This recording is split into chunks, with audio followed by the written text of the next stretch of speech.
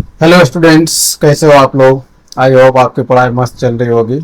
Named reaction के series में मैं आज एक दूसरा रिएक्शन लेके आया हूँ जिसका नाम है बेयर विलेजर ऑक्सीडेशन रिएक्शन, या इसी चीज को बोला जाता है बेयर विलेजर रीअरेंजमेंट। ठीक है, तो चलिए आज के रिएक्शन शुरू करते हैं जिसका नाम है बेयर विलेजर ऑक्सीडेशन रिएक्शन। इस रिएक्शन में मेनली होता है क्या है, कीटोन का ऑक्सीडेशन। कीटोन का ऑक्सीडेशन एक ईस्टर में होता है। ऑक्सीडेशन ऑफ कीटोन इनटू और ईस्टर। ठीक है, अब इसमें कैटेलिस्ट की अपन बात करें तो कैटेलिस्ट का यूज करते हैं। इसमें कैटेलिस्ट के रूप में सिंपली परऑक्सो या परऑक्सी कंटेनिंग कंपाउंड सिंपली यूज किया जाता है इसमें। ठीक है, परऑक्सी कंटेनिंग कंपाउंड क्या हो सकते हैं, हमारे पास हाइड्रोजन पेरोक्साइड हो सकता है कैटेलिस्ट के रूप में, या पर एसिड हो सकता है RCO3H पर एसिड हो सकता है, या कोई भी ऐसा कंपाउंड जिसमें परऑक्सी लिंकेज हो, या उसी चीज को हम सिंपली क्या कह सकते हैं, परऑक्सी कंपाउंड्स। परऑक्सी कंपाउंड्स। ठीक है, ये सारे कैटेलिस्ट होते हैं, या आप रिएजेंट बोल सकते हो इनको कि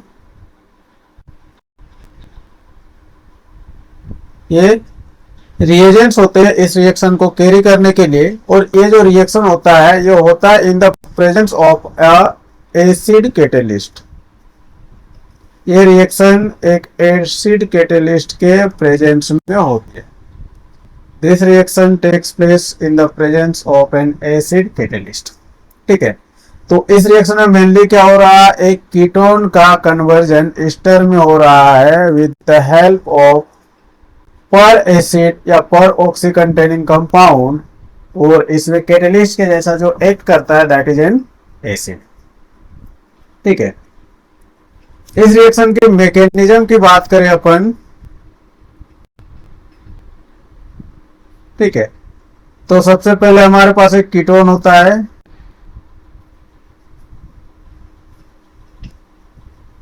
कीटोन का सबसे पहला जो स्टेप होता है इस मैकेनिज्म का that is protonation. First step is protonation. अब प्रोटोनेशन कहां पे होगी, कीटोनिक ऑक्सीजन पे होगा, राइट, क्योंकि उसी के पास इलेक्ट्रॉन डेंसिटी है। प्रोटोनेशन होने के बाद ये आपका कुछ इस तरीके से दिखेगा, जिसपे पॉजिटिवली चार्ज रहेगा या पॉजिटिव चार्ज रहेगा ऑक्सीजन पे। हम जानते हैं ऑक्सीजन पे जैसे पॉजिटिवली चार्ज आता है वो अपने आप पे पॉजिटिव चार्ज बियर नहीं करना चाहेगा, क्योंकि वो हाईली इलेक्ट्रोनेगेटिव है, तो इस बॉन्ड को अपनी ओर खींचना चाहेगा, राइट, जिससे वो क्या हो सके, फिर से न्यूट्रल हो सके। तो इसके पास डेल पॉजिटिव बहुत ज्यादा इंक्रीज कर जाएगा, यानी ये एक इलेक्ट्रोफिलिक, बहुत ही बेहतरीन इलेक्ट्रोफिलिक सेंटर बन चुका होगा। और इसके बाद जो हमारा पर एसिड में जो कॉन्जुगेट पार्ट है पर एसिड का, H+ रिलीज करने के बाद वो इसमें एक्ट करता है एज ए न्यूक्लियोफाइल। इस कार्बोनिल कार्बन के सेंटर पे अटैक करेगा और इस तरीके से हमारे पास क्या बन के तैयार होगा, R, ऑक्सीजन के साथ एक हाइड्रोजन लग जाएगा, राइट। ये दूसरा हमारा R डैश है, इसमें एक ऑक्सीजन, दूसरा ऑक्सीजन, ये रहा carbon, then double bond O और ये कार्बोक्सिलिक वाला, राइट। तो इस तरीके से बन के तैयार होता है। दूसरे स्टेप को कहते हैं न्यूक्लियोफिलिक एडिशन। दूसरे स्टेप को कहते हैं न्यूक्लियोफिलिक एडिशन। अब न्यूक्लियोफिलिक एडिशन जैसे हुआ इस पे, तो इस तरीके का कंपाउंड बन के तैयार होगा। अब ये जो डबल बॉन्ड पहले जो था वो डबल बॉन्ड फिर से एक्वायर करना चाहता है, राइट। अब एक्वायर करना चाहेगा तो क्या होगा, ये लोन पेयर इधर शिफ्ट होगी। अब इधर शिफ्ट जैसे होता है, एक बॉन्ड इस कार्बन को ब्रेक करना पड़ेगा, क्योंकि कार्बन मैक्सिमम 4 बॉन्ड बना के रखेगा। ठीक है, तो एक बॉन्ड ब्रेक करने के लिए क्या करता है, एक ग्रुप को, एक एल्काइल ग्रुप को इस वाले ऑक्सीजन पे शिफ्ट करा देता है। अब जैसे उस वाले ऑक्सीजन पे शिफ्ट करेगा तो इस तरीके के फेनोमेनन को हम लोग सिंपली बोलते हैं माइग्रेशन। क्या कहते हैं, माइग्रेशन। अब जैसे उस पे जाएगा ऑक्सीजन पे फिर से 3 बॉन्ड बन रहे, वो रखना नहीं चाहेगा तो ये बॉन्ड फिर टूटेगा और सामने वाले ऑक्सीजन के पास चला जाएगा और उसके पास as a result negative charge बन करके आएगी। तो यहां से हमारे पास क्या क्या बन रहा है, पहला तो बन जाएगा R double bond O H, जैसे 3 बॉन्ड बना इसके पास फिर से प्लस चार्ज आ जाएगा, है कि नहीं। इधर है हमारे पास ऑक्सीजन और ये आर डैश, ये तो पहला चीज बन गया। दूसरा चीज क्या बनेगा हमारे पास, आर ओ ओ ओ इस पे नेगेटिव, यानी ये क्या बन गया, कार्बोक्सिलेट आयन, कार्बोक्सिलेट आयन, ठीक है। अब इस वाले में देखेंगे तो ऑक्सीजन हमारे पास क्या है, पॉजिटिवली चार्ज है, तो पॉजिटिव चार्ज रखना नहीं चाहेगा, तो इस हाइड्रोजन को कहता है भाई तुम्हारा काम हो चुका है, तुम कैटलिस्ट के जैसे आए थे, हमें रिएक्शन कराने में हेल्प करे, अब तुम आराम से यहां से निकलो, राइट। और इस स्टेप को कहते हैं डीप्रोटोनेशन। क्या कहते हैं, डीप्रोटोनेशन। अब जैसे डीप्रोटोनेशन होगा हमारे पास क्या बन करके तैयार हुआ, एक ईस्टर, ठीक है। तो ये है इस रिएक्शन का मैकेनिज्म, ठीक है। इस वाले स्टेप को कहते हैं माइग्रेशन, इस वाले स्टेप को माइग्रेशन ऑफ ग्रुप, ठीक है। लास्ट वाले स्टेप को क्या कहते हैं, डीप्रोटोनेशन। तो हमारे पास डिपेंडिंग अपॉन की कैसा कीटोन है उसके हिसाब से डिफरेंट डिफरेंट टाइप्स ग्रुप हो सकते हैं, राइट। अब डिफरेंट डिफरेंट टाइप्स के ग्रुप हो सकते हैं, तो कौन से ग्रुप में, जब भी हमारे पास डिफरेंट डिफरेंट ग्रुप रहेंगे, कौन से ग्रुप का माइग्रेशन होगा नहीं होगा, तो उस चीज के लिए हमारे पास माइग्रेटरी एप्टीट्यूड है। और ध्यान रखेंगे इस रिएक्शन के लिए माइग्रेटरी एप्टीट्यूड को बिल्कुल स्ट्रिक्टली आप फॉलो करेंगे, ठीक है। तो इस रिएक्शन के माइग्रेटरी एप्टीट्यूड की अगर बात करेंगे हम लोग, माइग्रेटरी एप्टीट्यूड जो होता है सबसे ज्यादा हाइड्रोजन, जनरली हाइड्रोजन आपको नहीं देखने को मिलेगा इसमें क्योंकि ये कीटोन का हो रहा है, बट अगर होगा किसी तरीके के रिएक्शन में तो हाइड्रोजन का सबसे ज्यादा। देन 3 डिग्री अल्काइल ग्रुप,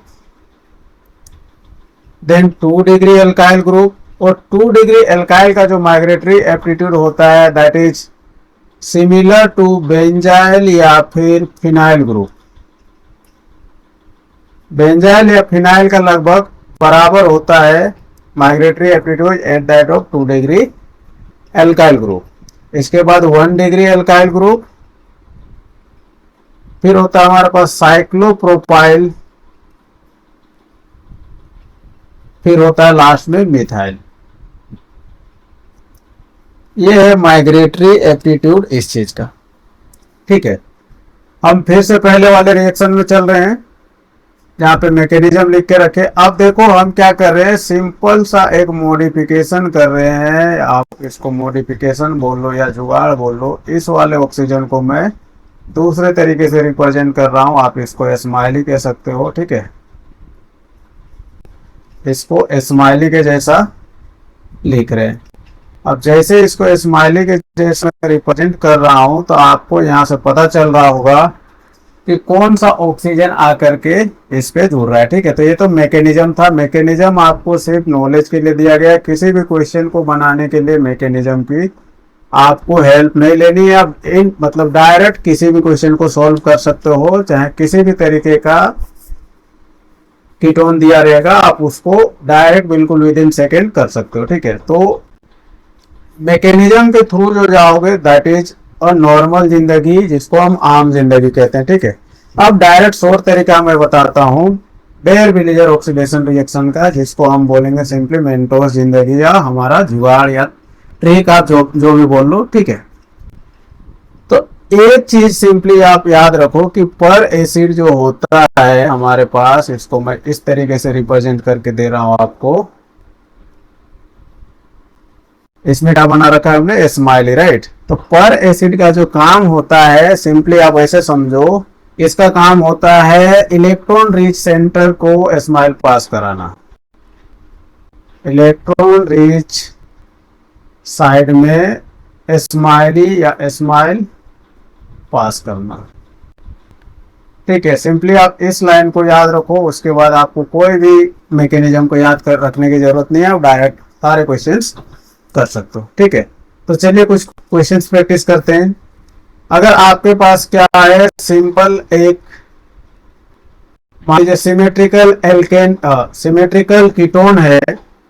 अब सिमेट्रिकल कीटोन में अगर आप पर एसिड के प्रेजेंस में करते हो रिएक्शन, तो क्या होगा, एस्टर बनेगा। ठीक है, ये आपके पास एक डायरेक्ट एस्टर बन करके और तैयार होगा।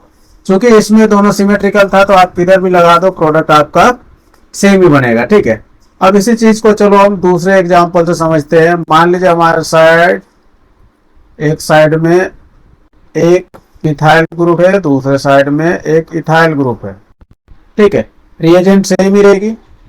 अब आप माइग्रेटरी एप्टीट्यूड देखोगे, पूरे मैकेनिज्म को करोगे, उसके बाद प्रोडक्ट बनाओगे। तो उसी चीज को मैंने बिल्कुल शॉर्ट में क्या बोला है, सेम चीज को लिखो और देखो किधर इलेक्ट्रॉन रिच है, उधर सिंपली क्या करो, स्माइली पास कर दो। तो इसमें देखोगे तो राइट वाला साइड क्या है, इलेक्ट्रॉन रिच है।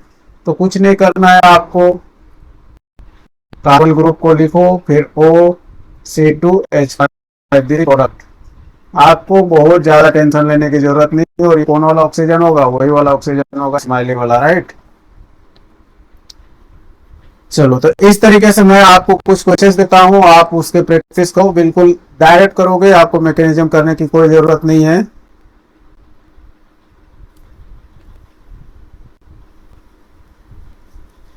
सबस्ट्रेट सेम रहेगा आपका, ओके। सबस्ट्रेट और रिएक्टेंट चेंज नहीं कर रहा हूं मैं, सब में सेम ही रहेगा। आपको क्या करना है, इन सारे रिएक्शंस को कंप्लीट करना है और प्रोडक्ट बनाना है, कौन से में कौन सा प्रोडक्ट बनेगा, ओके।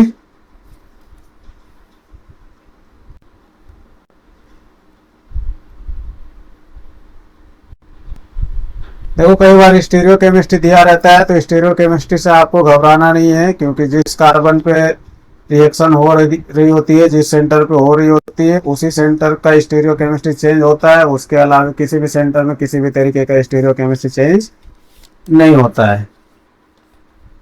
ठीक है, ये कुछ क्वेश्चंस हैं, आप इसको ट्राई करो और डायरेक्ट ट्रिक से करने की कोशिश करो। आपको कुछ भी इसमें मैकेनिज्म ड्रॉ करने की जरूरत नहीं पड़नी चाहिए। आई होप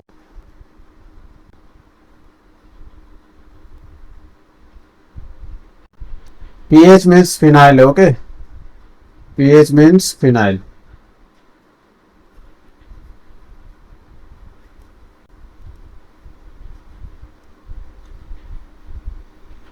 देखो कई बार आपको इस तरीके का भी कंपाउंड दे सकता है कंफ्यूज कराने के लिए,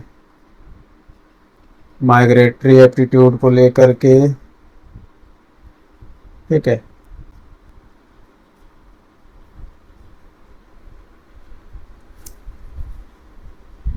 आप ये सारे क्वेश्चन ट्राई करो।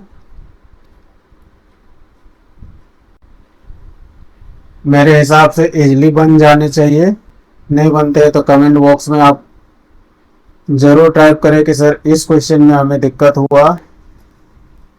उस क्वेश्चन को बिल्कुल डिटेल में मैकेनिज्म के साथ बता दिया जाएगा, या ट्रिक कैसे अप्लाई करनी है वो भी आपको समझा दिया जाएगा सेम क्वेश्चन के लिए। ठीक है, क्वेश्चन देख के घबराना नहीं है। क्वेश्चन देखने में आपको लग सकता है कि थोड़ा सा कॉम्प्लिकेट टाइप का दिख रहा है, बट कॉम्प्लिकेशन कुछ नहीं होती है। सिंपली आपको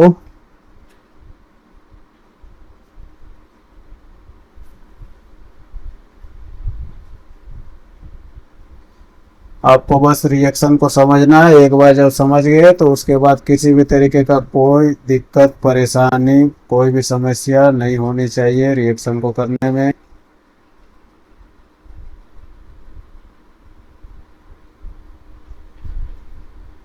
ठीक है, सारे के सारे रिएक्टेंट में हमारे पास एक कीटोनिक ग्रुप है, सबस्ट्रेट हमारा सेम है। ठीक है, आपको क्या करना है, डायरेक्ट प्रोडक्ट बनाने की कोशिश करनी है। चलो मैं इसके नंबरिंग कर देता हूं जिससे आपको आसानी हो। पहला, दूसरा,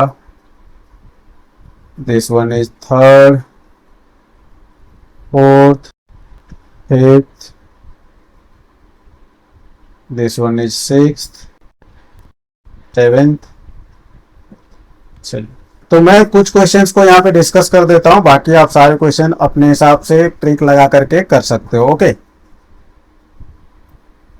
तो ट्रिक क्या है हमारा, जिधर आपके पास क्या हो, इलेक्ट्रॉन रिच सेंटर हो, उधर क्या कराना है, आपको स्माइली पास कराना है। ठीक है, तो मैं इस क्वेश्चन को कर रहा हूँ।